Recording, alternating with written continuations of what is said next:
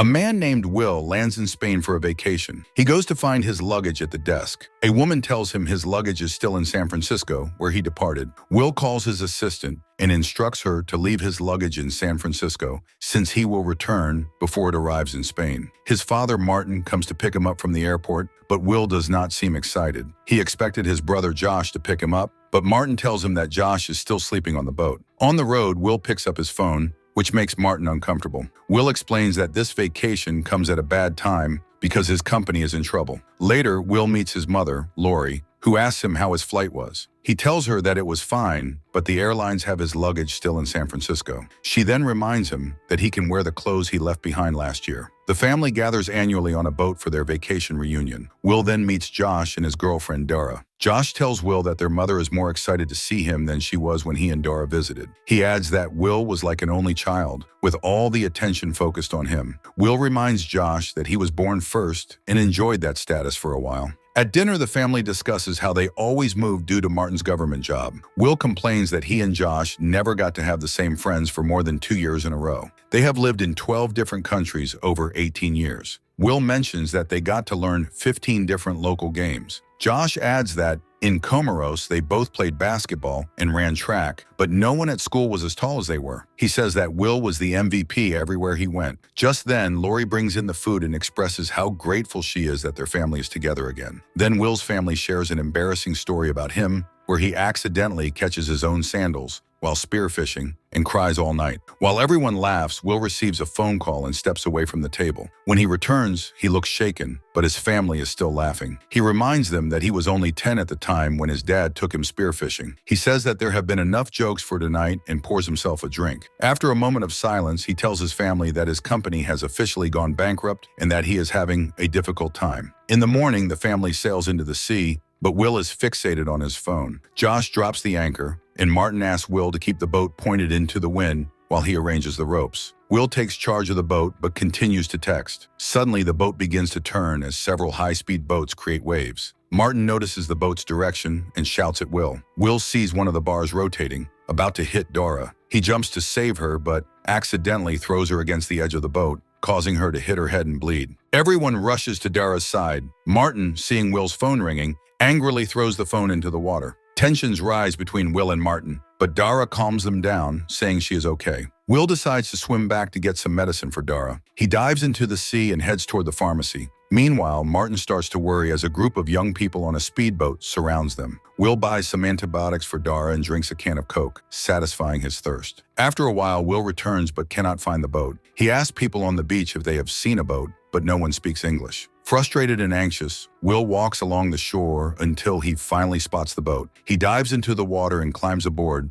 but he finds no one there. Inside, the boat looks wrecked, as if a struggle took place. Panic sets in as Will quickly runs to the police. In the station, Will finds officers playing cards, but they cannot speak English. The chief, Pizarro, can speak English and asks what is going on. Will introduces himself, but before he can say more, the chief returns to his office. Will sees the chief making a phone call, and then Pizarro comes back to him. Pizarro asks Will to take him to the boat. Will leads the police to the boat's location. Upon arriving, a man is already waiting for them. The man calls Will by his name, leaving Will confused. The man explains that Will's mother told him his name and that he can take Will to her and the rest of his family. He invites Will to board a boat, but as the man turns, Will notices a gun tucked into his waistband. Will quickly evades the police trying to hold him and jumps into one of their cars. The police chase him in their vehicle, ramming his car, which spins out of control and crashes into a tree. They pull Will out of the car and begin to beat him. Just then, Martin arrives on the scene and fights off the police. He helps Will back to the car. Will takes a moment to catch his breath and asks his dad where Josh and his mom are. Martin isn't sure of their location. He tells Will that men boarded their boat and pointed a gun at his head. Then they took Josh, Lori, and Dara. When Will asks what is happening, Martin starts to explain. He tells Will he is not who he thinks he is. While it's true that he works for the government, he actually works with a special branch of the CIA. Martin believes this situation stems from something he did in the past. He promises to bring them back and tells Will to get some rest. That night, they drive to Madrid after Martin receives a call from one of his agents. He takes Will to one of his hideouts and picks up a gun. Martin calls someone, saying he is going to meet Jean, another agent, and needs their help. They head to a location and wait in the car for their contact to arrive. A man named Gorman is already waiting for them with a sniper on top of a nearby building. Will asks Martin if Lori knows about his work as an agent, and Martin confirms she knows everything. He explains that there was no way to tell this secret to him or Josh. Then Gene arrives at the car, and Martin tells Will to stay put and tells him he is a great son. Martin walks over to Gene and asks if she set him up. He then explains what happened to his family. She asks who is responsible for this, and he tells her it is probably the men who took the briefcase. They want it back. Martin presses her for details about these men and shares that he only has 24 hours to retrieve the briefcase or his family will die. Gene informs him that the briefcase has gone straight to the higher-ups and is no longer accessible. She promises to do her best to get it back. After she leaves, Martin heads to his car, but before he can get in, he is shot and dies instantly. Will screams for his father, but then sees Gorman leaving the building. Gorman attempts to shoot Will, but Will quickly hides after grabbing his father's gun. Martin's phone starts ringing, and Will snatches it up and runs as more men arrive in a car. Gorman orders them to take care of the body. Will runs for his life and answers the phone while hiding behind a column. The man on the other end tells Will to inform Tom that he has only 21 hours left. But Will doesn't know anyone named Tom, so he tells the man that his father is dead and asks who he is. The man simply replies that he is the one holding Will's family and then disconnects. Gorman closes in on Will and nearly shoots at him. Will keeps running and finds a police officer. He pleads for help, but the officer tries to arrest him because he is holding a gun. Gorman then shoots at the officer,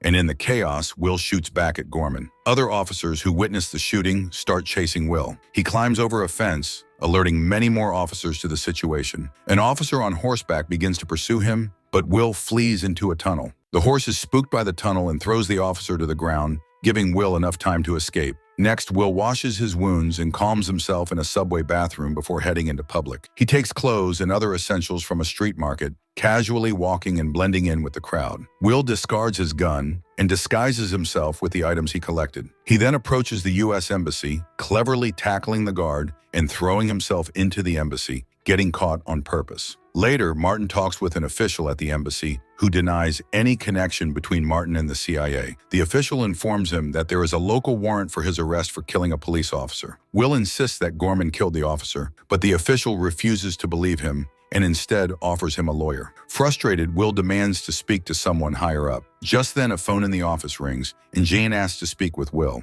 Next, Will meets with John, who tells him she is an old friend of Martin. She mentions that she used to visit their home when Will was very young. Will suddenly remembers her. Jean explains that Martin has left him and his family in a difficult situation and instructs him to get in the car. Will asks if she got his father killed the other night, but she responds that she tried to help him, but Martin wouldn't listen. Will hesitates to get in the car, but John reminds him that time is running out for his family, and he reluctantly climbs in. As the car starts moving, Gene begins asking all sorts of questions about his father. Suddenly, Will claims that he feels sick and tells her so. He quickly jumps out of the car and starts running. Her driver, Dixon, wants to chase him, but she tells him not to, insisting they will get the other one first. Will boards a bus and starts to think about what to do. He feels unsure of who to trust, realizing everyone could be his enemy, and he has only one day to retrieve the briefcase for his family's safety. He goes through his father's phone log and notices one name appears frequently: Diego. Suddenly, the phone rings with an unknown number. When he picks up, he hears his mother's voice. The man from earlier tells Lori to inform Will to put Tom on the line. Lori asks for Martin, but Will has to tell her that Martin is dead. Lori begins to cry and the man cuts her off. He tells Will to bring the briefcase as agreed with his father,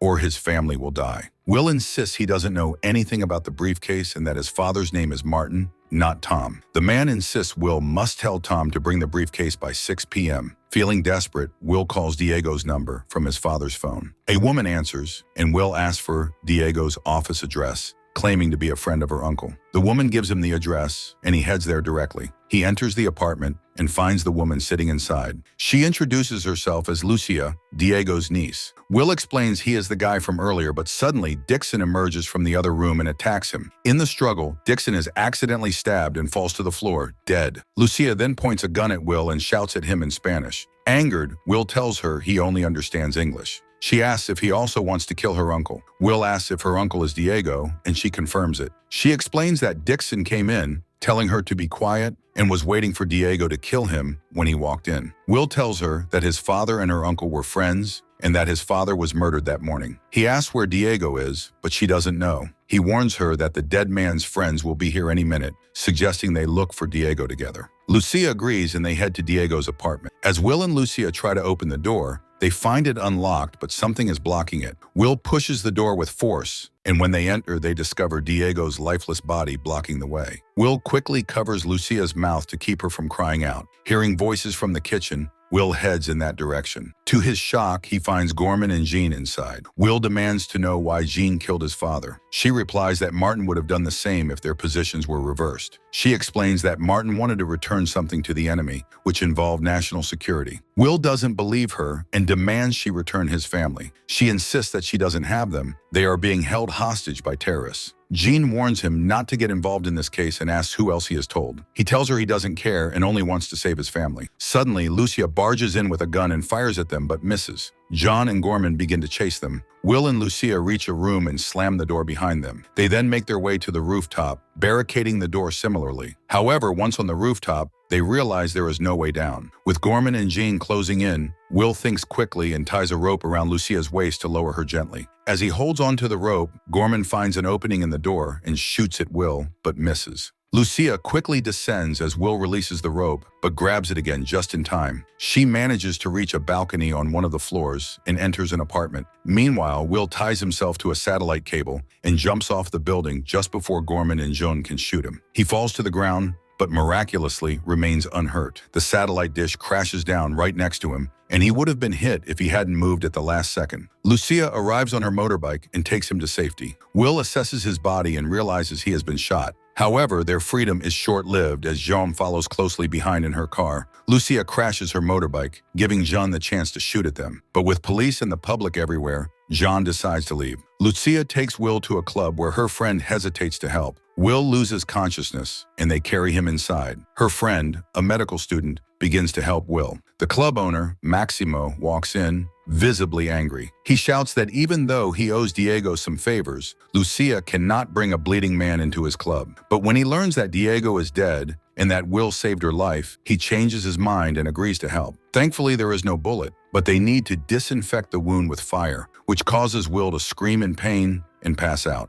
After a while, Will wakes up, and Lucia asks him why the men killed Diego. She then questions why he has pictures of Tom on his phone. Will clarifies that it is not his phone and that the person in the pictures is his father, Martin. Lucia is shocked to hear this and asks if Martin is really his father and if he is dead. Will confirms this and insists he can't stay there. He must reach the location before sundown. While they wait at the train station, Lucia tells Will that Martin worked as a business consultant. He asks her how she knew his father, and she reveals that Martin is also her father, making her his half-sister. She explains that Martin used to go by the name Tom in Spain, which explains why the kidnapper keeps asking for Tom. On the train, Lucia shares that her father was never around and that she knew he had another family. After they get off the train, Will tells her he needs to go alone, and she tells him to find her at the club if he ever needs her. Will waits at the location he was instructed to come to, hoping someone will contact him. A man approaches and asks him to walk with him. The man leads Will to a car and demands to know where his father is. Will counters by asking where his family is, but the man chokes him until he passes out. When Will regains consciousness, he discovers the man he was speaking with is an Israeli agent named Zahir. Another man starts beating Will for information, but Will repeatedly insists that his father is dead and that he knows nothing about a briefcase. Zahir begins to tell Will the truth in hopes of gaining his cooperation. He explains that 2 months ago, one of his agents posed as a corrupt agent who agreed to sell important intel to terrorists. The mission aimed to uncover a rogue CIA operative who was making deals for his own benefit. Martin then showed up, killed the agents, and took the briefcase that contained vital information for Israel. Will thinks Zahir is a terrorist, but Zahir reveals that his wife and children lost their lives in a terrorist attack in Tel Aviv, along with 15 others. Will tells Zahir that people from the CIA killed Martin and his friend, and they are now trying to kill him too. Zahir then reveals Will's family and proposes a deal. Will must go out in the open to draw Jean to him. Zahir knows that the buyers of the information are in town, and if he doesn't reach Jean before she sells the intel, he will release Will's family, and Jean will kill them to avoid any witnesses. The man then knocks Will out and drags him to the streets. Will walks to the club and finds Lucia. He explains everything to her, and Maximo is also furious because John killed his friend Diego. He wants to help. They come up with a plan to lure Gorman into the club, where he starts asking around for Lucia. Maximo and the guards catch Gorman and begin questioning him. Will asks if they have sold the briefcase, but Gorman refuses to say anything. In frustration, Will beats up Gorman and continues to demand where Jean is, but Gorman remains silent. Will and Maximo devise a plan to tie Gorman up with duct tape, allowing him to escape and lead them to Jean. Will and Lucia wait patiently in the car while Gorman makes his escape. As they wait, Will tells Lucia that Jean must have set up his father with the Israelis, as he believes his father isn't corrupt. Soon, Gorman escapes and takes one of the cars in the parking lot. Will and Lucia follow him, but Zahir's men are also trailing behind. Gorman goes straight to John, and together they leave the area. They enter an underground parking garage, and Will follows them in. Will pulls out his gun and carefully watches as Jean deals with the buyers. Zahir's men arrive and inform Lucia that they are on their side. However, as they relay the information to Will, they make a noise, alerting the buyers. John shoots at them and grabs both the briefcase and the money for herself. A shooting breaks out, and Gorman drives away with the briefcase. Will chases after Gorman, running close behind. He jumps through the window of Gorman's car while one of Zahir's men shoots at him. Will manages to jump out of the car with the briefcase just as Lucia rams into Gorman's vehicle. Shaken by her actions, Lucia looks disturbed, and Will rushes to her side to calm her down. Gorman uses his last breath to tell Will he is surprised it was him who got him, of all people. Just then, Jean arrives in her car and aims for the briefcase lying on the ground. She shoots at Will as he tries to reach it.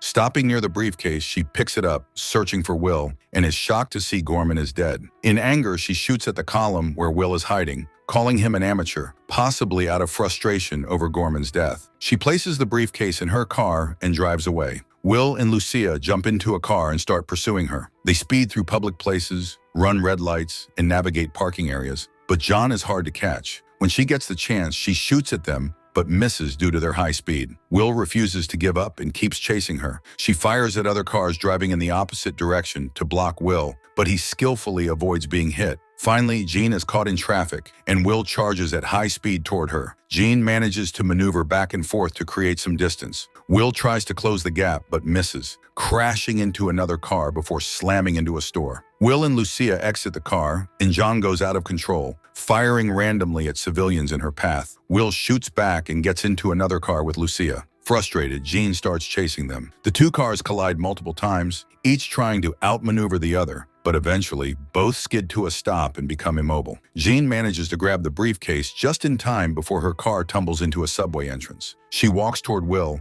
who has just regained consciousness. Jean begins her villain speech, taunting him about how much his mother will miss him. Will reaches for his gun, but Jean pulls out her gun and points it at him. Just then, Zahir's men shoot her first, recovering the briefcase. They quickly take Will, Lucia, and John's body away from the scene before the police arrive. Will asks Zahir about Lucia, who is hurt. Zahir reassures him that they are taking her to the hospital. He tells Will that his father would be proud of him, but Will presses for news about his family. Zahir then takes him to reunite with them. In the morning, a CIA officer thanks Will for helping cover up their mess and hands him his passport. He hints that Will should consider a different career, suggesting he might join the agency. The man tells Will that his father was an honest man and expresses sadness over his passing. Before leaving, Will asks what was in the briefcase, but the man refuses to answer, implying it is a top secret. Will, alongside Josh, heads inside and sees Lucia recovering. Josh asks Will if he has told Lucia,